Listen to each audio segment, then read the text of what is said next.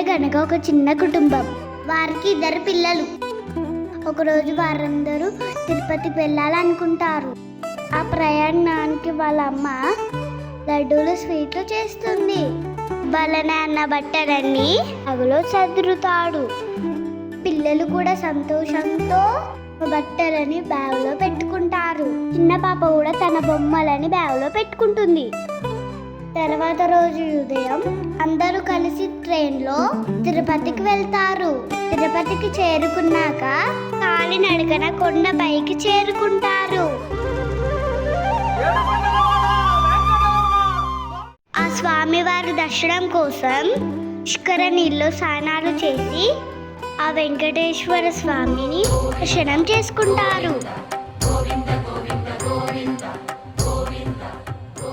దర్శనం తర్వాత అన్నదాన సత్రానికి వెళ్ళి భోజనం చేస్తారు. తర్వాత బయటికి వచ్చాక ఆ పిల్లల దృష్టి అక్కడున్న బొమ్మల మీద పడింది.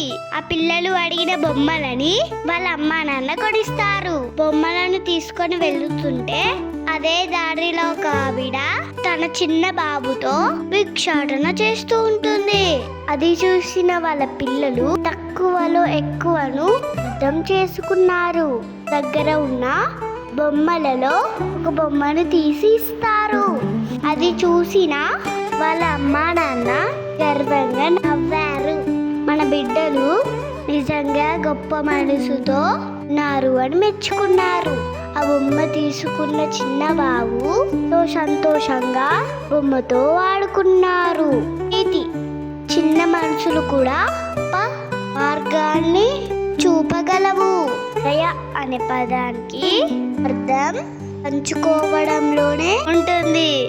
Thank you friends.